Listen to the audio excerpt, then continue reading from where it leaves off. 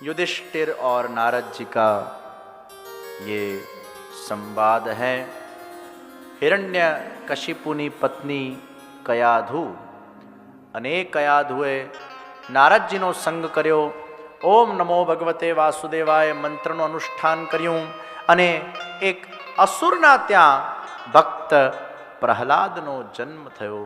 અને આ ભક્ત પ્રહલાદ જન્મતાના સાથે જ એ નારાયણ નારાયણ નારાયણની ધૂનમાં વ્યસ્ત બન્યા છે. પિતાશ્રી દ્વારા ગુરુજીને કહેવામાં આવ્યું કે તમે આ બાળકને હિરણ્યકશિપુ જ ભગવાન છે એવા સંસ્કાર આપો. પરંતુ પ્રહલાદજી એ જુદી માટીના બનેલા હતા. એ જ્યારે જ્યારે પિતાશ્રી પ્રહલાદજીના એ ગુરુના સામે શિક્ષણના વચ્ચે આવતા ત્યારે ત્યારે પ્રહલાદજી કંઈક બીજું જ શીખવાડતા હોય છે બાળકોને. પ્રહલાદજી ગુરુને પણ કંઈક શીખવાડતા હોય છે. પ્રહલાદજી ધૂનમાં હોય છે, નારાયણ નારાયણ નારાયણના સ્મરણમાં હોય છે. અને જોઈને હિરણ્યકશિપુ ખૂબ ક્રોધાયમાન થાય છે. જ્યારે જ્યારે એ પ્રહલાદ અને એના ગુરુ પાસે જાય ત્યારે ત્યારે એક જ વસ્તુ ચાલતી હોય, નારાયણની ધૂન ચાલતી હોય. બાળકોને પ્રહલાદજી શિક્ષણ આપી રહ્યા છે. અરે મારા પિતા આવીને જે બોલે એને કંઈ સાંભળવાની જરૂર નથી. અરે નારાયણ જ પરબ્રહ્મ પરમાત્મા છે. આપણે નારાયણનું નામ જપીશું તો નારાયણ આપણું કલ્યાણ કરશે.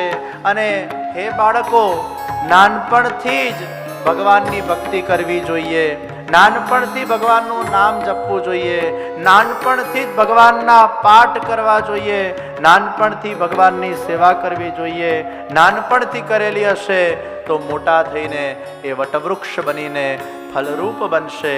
हे बालको, बचपन से ही प्रभु का नाम स्मरण, जो मेरे शत्रु का नाम लेगा वो मेरा शत्रु बन जाएगा.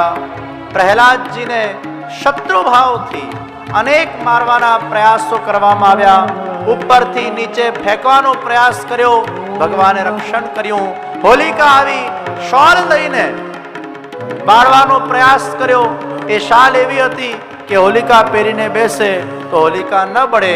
પણ પ્રહલાદજી પર એવી ભગવાનની કૃપા છે, હોલિકા બળી ગઈ. એ શાલ પ્રહલાદજી ઉપર આવીને પ્રહલાદજીનું રક્ષણ કરી દે છે. ભગવાનના ભક્ત પર ભગવાન ક્યારે પણ કોઈ આંચ આવવા દેતા નથી. અને એટલે જ ભગવાનનું નામસ્મરણ જે કરે છે એ ભગવાનનો પ્રિય બને છે. ભગવાન હંમેશા એનું રક્ષણ કરતા હોય છે. થાંભલાને ગરમ કરવામાં આવ્યો. हिरण्यकशिपु के छे, बोल तेरे भगवान कहाँ है? पूरे दिन तू नारायण नारायण नारायण जपता रहता है. अरे पिताजी, तमे एम पूछो मारा नारायण क्या नहीं? सर्वत्र कण कण में विद्यमान छे, तो आ थांभला में पण विद्यमान छे. जा उस थांभले को जाकर, उस स्तंभ को जाकर आलिंगन कर तो मैं मान जाऊं तेरा नारायण उसमें है. दौड़ता दौड़ता प्रहलाद जी ए गरम स्तंभ पर आलिंगन करवा माटे दौड़्या. અને એ જ વખતે એ સ્તંભમાંથી ગડ ગડ ગડ ગડ ગડ ગડ ગડ ગડ ગડ ગડ ગડ ગડ ગડ ગડ કરતો ગર્જના ભર્યો અવાજ આવ્યો અને ભગવાન નરસિંહજીનું પ્રાગટ્ય થયું. બોલ શ્રી નરસિંહ ભગવાન કી જય. એ નરસિંહ ભગવાનનું સાક્ષાત પ્રાગટ્ય થયું. હિરણ્યકશિપુએ આક્રમણ કર્યું અને જેમ નાના બાળકોની જે રમકડા જેવી તલવાર હોય એ કઈ રીતે આપણે તોડી કાઢતા હોઈએ એ રીતે હિરણ્યકશિપુની એ તલવાર શસ્ત્રોને તોડી કાઢ્યા. હિરણ્યકશિપુને પકડીને ઘસડીને એને ઉમરા પર લઈ આવવામાં આવ્યો. ઉમરા પર ખોડામાં સુવાડવામાં આવ્યો. બોલ, ये दिन है कि रात है? अरे न ये दिन है न रात है, ये तो शाम है. बोल, હું મનુષ્ય છું કે પશુ છું? આપ ન મનુષ્ય છો, આપ ન પશુ છો, આપ તો નરસિંહ છો. બોલ, તું ઘરમાં છે કે ઘરથી બહાર છે? હું ન ઘરમાં છું ન ઘરના બહાર છું, હું ઉમરા પર છું. બોલ, મારા પાસે કોઈ શસ્ત્ર છે કે નથી? ના, આપના પાસે કોઈ શસ્ત્ર નથી. હિરણ્યકશિપુની પોતાના નખ વડે છાતીને ચીરી કાઢવામાં આવી. એના આંતરડાને લઈને નરસિંહ ભગવાને એની માળા બનાવી અને ખૂબ ગર્જના કરતા કરતા ક્રોધાયમાન અવસ્થાના અંદર સર્વને દર્શન આપી રહ્યા છે. ભગવાન નરસિંહજીનો જે ક્રોધ પોતાના ભક્તને અતિશય કષ્ટ જે પ્રદાન કરે છે, એના રક્ષણ માટે ભગવાન એ હંમેશા પ્રગટ થઈ જતા હોય છે. प्रहलादनी श्रद्धा, और ये केवल श्रद्धा नहीं थी, ये प्रहलाद का भरोसा था. एक है भगवान में विश्वास, एक है भगवान में श्रद्धा, और एक है भगवान में भरोसा. पहले विश्वास, फिर श्रद्धा और फिर भरोसा. एक बार भगवान में भरोसा हो जाए, यानी हमने उसको सौंप दिया है. विश्वास घात हो सकता है, श्रद्धा भी टूट सकती है, लेकिन भरोसा कभी छूटता नहीं. प्लेन में આપણે બેઠા હોઈએ ને આપણે એકવાર ફ્લાઇટ ટેક ઓફ થઈ જાય ને આપણે બેઠા હોઈએ, પછી પાયલટ પર ભરોસો કર્યા સિવાય બીજું કોઈ છૂટકો જ નથી. अब प्लेन क्रैश भी हो जाए तो भी मुझे स्वीकार्य है, और लैंड हो जाए तो भी मुझे स्वीकार्य है. अब हमने जिंदगी तेरे हाथ में दे दी है. वो केवल विश्वास नहीं, वो केवल श्रद्धा नहीं, वो भरोसा हो जाता है. અને એટલે દ્રઢઈને ચરણને કેરો ભરોસો. ભક્તિ માર્ગના અંદર ભરોસો એટલે પોતાના જાતને સોંપી દેવું, समर्पित हो जाना. अब मेरी जिंदगी की डोर आपके हाथ में है, अब जो आपको करना हो आप करिए. आप जो करोगे ये दास उसको स्वीकार करेगा. और ये भरोसा दास भाव से पैदा होता है, ये भरोसा प्रेम भाव से पैदा होता है. જ્યારે તમારા હૃદયમાં દાસ ભાવ નિષ્ઠાપૂર્વક દ્રઢતાથી પ્રગટ થઈ જાય ત્યારે ભરોસો આવી જાય છે. અને જ્યારે તમને તમારા પ્રેમી ઉપર પૂર્ણ પ્રેમ વિકસિત બની જાય ત્યારે આ ભરોસો આવી જાય છે કે મારો પ્રેમી ક્યારે પણ મને છોડશે નહીં. तो दास भाव जब शिखर पर पहुंचता है तो भरोसा बन जाता है. प्रेम भाव जब शिखर पर पहुंचता है तब भरोसा बन जाता है.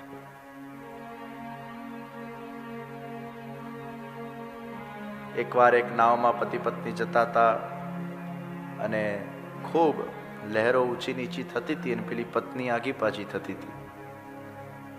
એટલે પછી પત્નીએ કીધું પતિને કે તમે આવા શાંત બેઠા છો, આપણે ડૂબી ઉબી ગયા તો.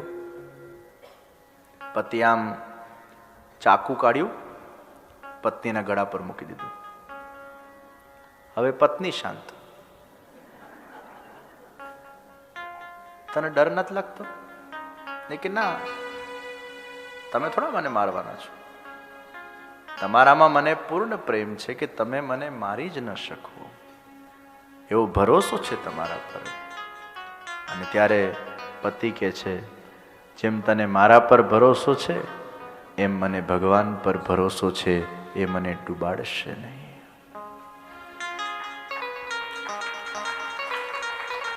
परमात्मा पर भरोसा यानी पूर्ण शरणागति. प्रहलाद जी को केवल श्रद्धा विश्वास नहीं थी, भरोसा था.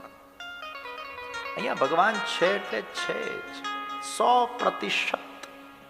0.1% પણ ડાઉટ આવે ને એટલે એને ભરોસો ન કહેવાય. 0.1% પણ ડાઉટ ના હોય. એકવાર શિવજીએ બધા ભક્તોની પરીક્ષા કરી કે આ ગંગાજીમાંથી બધા સ્નાન કરી કરીને બહાર નીકળે છે તો ગંગાજીમાંથી જે સ્નાન કરે એના બધા પાપ ધોવાઈ જાય, તો ખરેખર વિશ્વાસ છે કે નહીં આ લોકોને? તે ખાલી એમને એમ સ્નાન કરી કરીને જતા રહે છે. શિવજીએ નાટક રચ્યું. શિવજી એક વૃદ્ધ પુરુષ બની ગયા અને પાર્વતીજી એક સુંદર સ્ત્રી બની ગયા. ખાડો ખોદાઈ ગયો, એ ખાડામાં વૃદ્ધ પુરુષ પડેલા છે. આ સુંદર સ્ત્રી બનેલા પાર્વતીજીએ એલાન કર્યું કે જે વ્યક્તિ એકદમ નિર્દોષ હોય, પાપ રહિત હોય, 0.1% પણ જેના અંદર પાપ નથી, એ મારા પતિને અડકે અને આ ખાડામાંથી બહાર કાઢે. પણ યાદ રાખજો, અગર 0.1% પણ પાપ જો રહી ગયું અને મારા પતિને અડક્યા તો ભસ્મ થઈ જશે. બધા ગંગાજીમાંથી સ્નાન કરી કરીને અડધા તો જોયા વગર જ ચાલતી પકડી. બે ચાર વ્યક્તિ નાઈન થોડુંક આમ જોવા આવ્યા કે આ શું કેસ છે, જરા સ્ટડી કરીએ પહેલા, what it is all about. એ કે ના ના, કોણ રિસ્ક લે, શાસ્ત્રોમાં સાંભળ્યું છે કે ગંગાજીમાંથી સ્નાન કરીને પાપ ધોવાઈ જાય, પણ વળી પાછા પેલા ડાઉટી લોકો હોય ને, પેલું એડ નથી આવતી ડેટોલની હાથ ધોવાની, ડેટોલ સે હાથ ધુઓ, 99.99% બેક્ટેરિયા ગુમ, 1% રહી જાય. બે ચાર લોકો વિચાર કરે 1% રહી ગયું હશે તો ક્યાં ઉપાધિ લેવી. એક વિરલ વ્યક્તિ આવ્યો અને કઈ જ વિચાર્યા વગર એ વૃદ્ધ પુરુષને એમાંથી બહાર કાઢે છે અને શિવજી એને વરદાન આપે છે કે તારામાં એકમાં આ ભરોસો હતો કે ગંગાજીમાં સ્નાન કરીને પાપ રહિત થઈ જવાય છે. ભરોસો એટલે કોઈ બીજો નેગેટિવ થોટ જ નહીં, 100%. અને એવા ભરોસા વાળા વ્યક્તિ છે ને નિડર હોય છે, એને ડર જ નથી.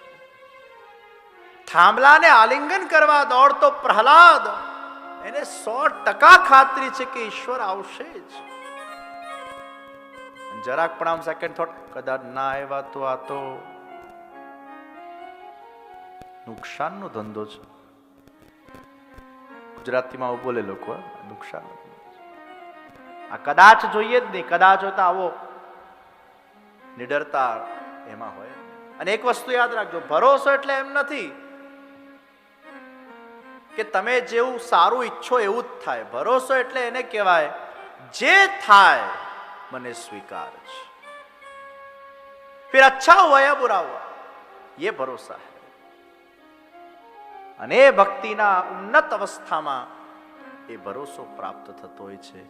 પ્રહલાદમાં ભરોસો છે. નરસિંહ ભગવાન એવા આમ ગુસ્સામાં આમ જોર જોરથી શ્વાસો લેતા, તમે આમ ગુસ્સે થાવ તો શ્વાસો આમ જોર જોરથી લે.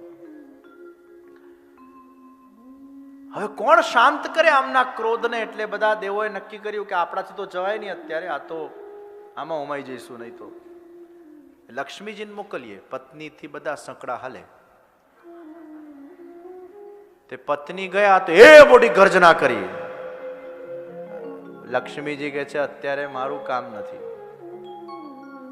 આ બહુ જ ગુસ્સામાં છે, મારું કામ નથી. તો ભાઈ જાય કોણ? એટલે પછી કીધું પ્રહલાદ તું જ જા. અને પ્રહલાદ એ સુંદર પનો લઈને નરસિંહજીને અરોગાવા જાય છે. ઠંડો પનો, આપણા ત્યાં ઉષ્ણકાલમાં પણ ઠાકોરજીને પના આવે છે. શક્કરટેટીનો પનો, કેરીનો પનો, દ્રાક્ષનો પનો વગેરે વગેરે.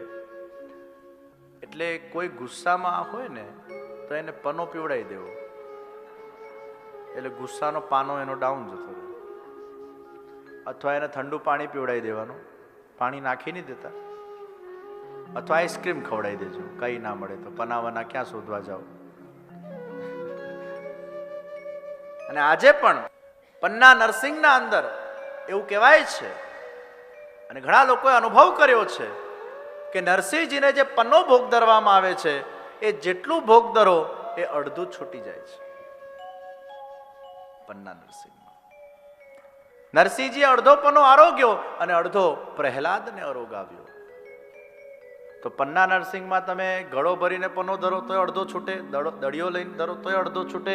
જેટલી અમાઉન્ટનો પન્નો ધર્યો હોય એ અડધો છૂટી જાય. એવું આજે પણ ત્યાં ઘણા લોકોને એવો અનુભવ થાય છે. નરસિંહજી ચાટવા લાગ્યા પ્રહલાદને. અને એટલે જ મહાપ્રભુજી કહે છે આ પુષ્ટિ લીલા છે. પ્રભુ જ્યારે ભક્તને ચાટે, આટલો વહાલ કરે, આ મર્યાદા લીલા ન હોઈ શકે. આ ચાટવાની લીલા એ પુષ્ટિ લીલા છે. પ્રહલાદજીએ નરસિંહ ભગવાનની ખૂબ ભાવપૂર્વક સ્તુતિ કરી છે. માંગ પ્રહલાદ તુજે ક્યાં ચાહીએ? અને પ્રહલાદ કહે છે, બસ પ્રભુ આપ મારા પિતાને ક્ષમા કરી દો. પિતાએ આટલા અત્યાચાર કર્યા છતાં પણ પિતાને આ ક્ષમા કરી દો, એમને સદગતિ પ્રદાન કરો. અને હે પ્રભુ મને હંમેશા સારા લોકોનું સંગ મળે. કારણ કે અહીંયા તો દૈત્યો હતા ને. મને જ્યારે પણ કદાચ જન્મ મળે તો પણ મને સારા લોકોનું સંગ મળે. સારા લોકોના સંગની કેટલી મહત્તા છે. અને એટલે ભાગ્યશાળી છે લોકો જેમને જીવનમાં સત્સંગ મળે છે. જન્મ જન્મના પુણ્યનો ઉદય થાય ત્યારે સત્સંગ મળે, ત્યારે સારા લોકોનું સંગ મળે, ત્યારે કંઈક સારું સાંભળવા માટે આપણે નિમિત્ત બનતા હોઈએ છીએ. અને સાંભળ્યા પછી પણ એને આચરણમાં આપણે લાવતા હોઈએ છીએ. બોલો શ્રી નરસિંહ भगवान की जय.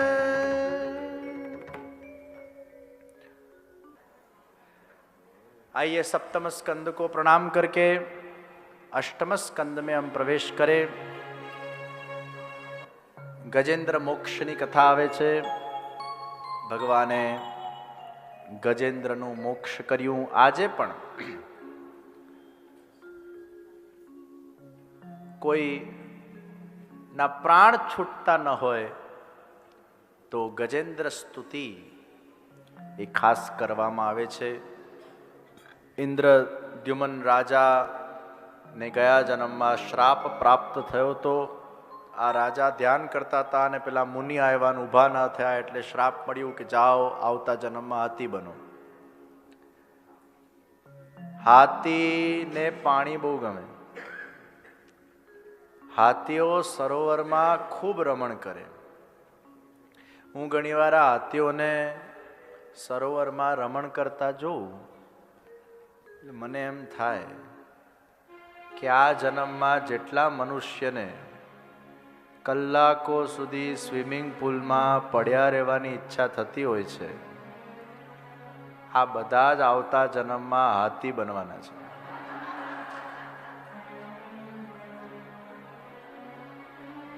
કારણ કે હાથીઓને સરોવર બહુ જ પસંદ છે. એટલે જેટલા લોકોને બહુ જ પાણીમાં પડ્યા રહેવું, અને ઘણા કારણ વગર પડ્યા રહેતા હોય છે.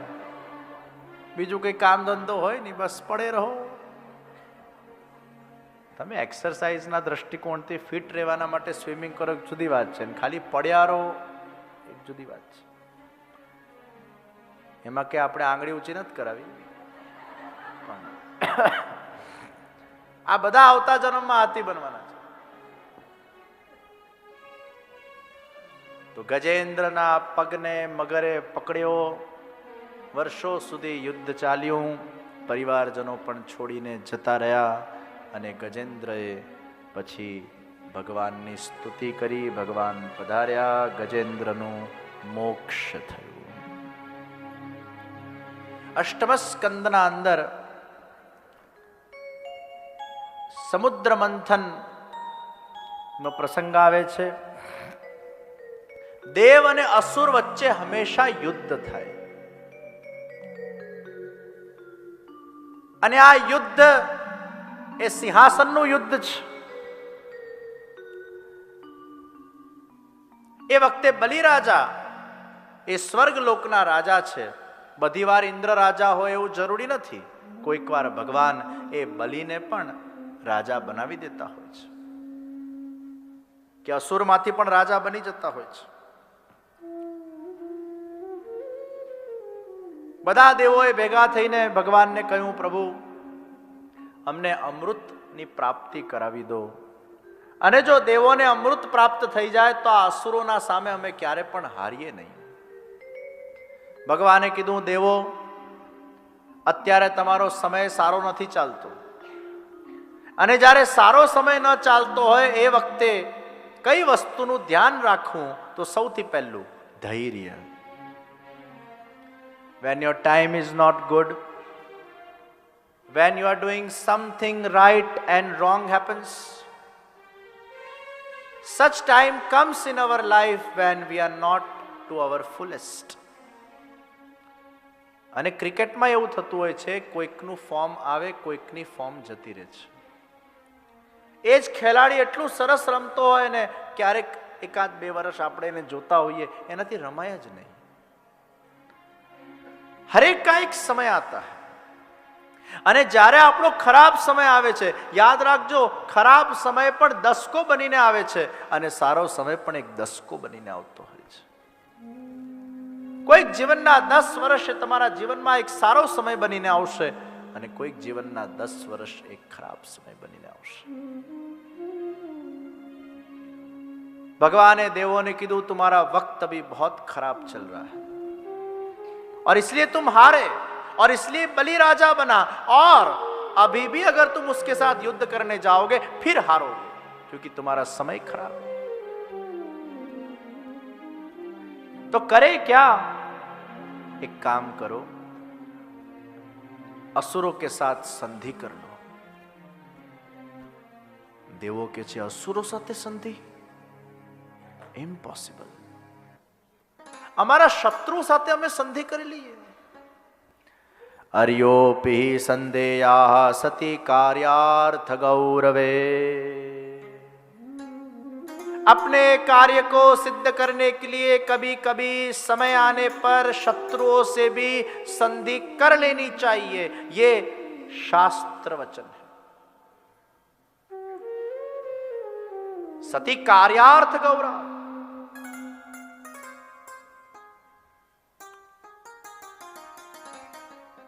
દેવો એકવાર તો માન્યા નહીં, પણ પછી ભગવાને કીધું જાઓ બલિ રાજાના દરબારમાં જઈને સફેદ ઝંડા લઈને જાઓ અને સંધિ કરો અને બલિ રાજાના જય જય જય પુકારો.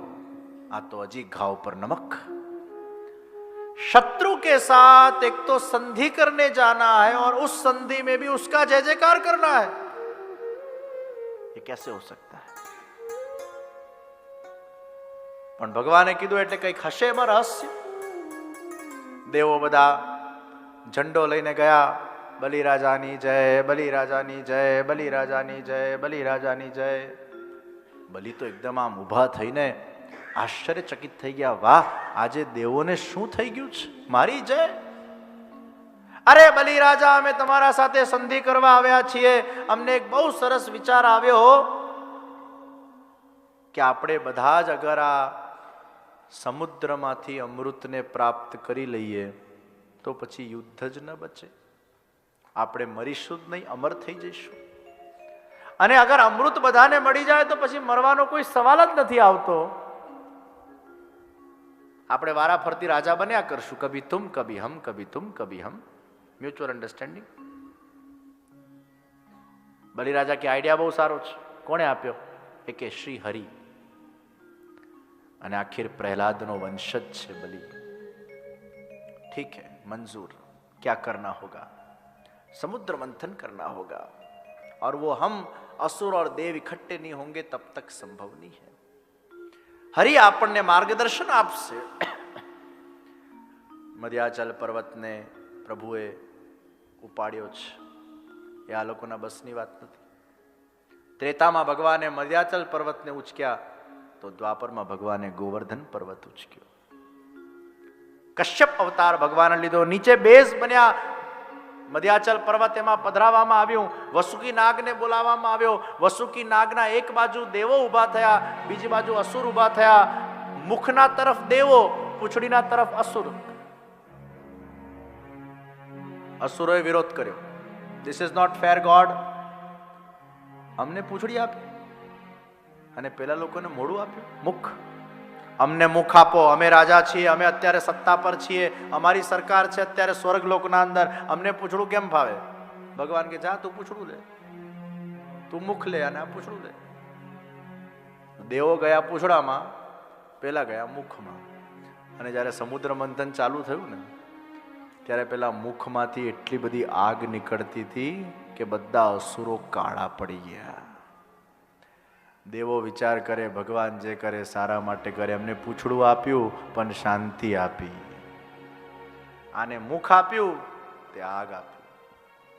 એટલે ઘણીવાર જીવનમાં પૂંછડા મળી જાય ને તો એમાંય કંઈક ભગવાન સારું કરતા હોય છે.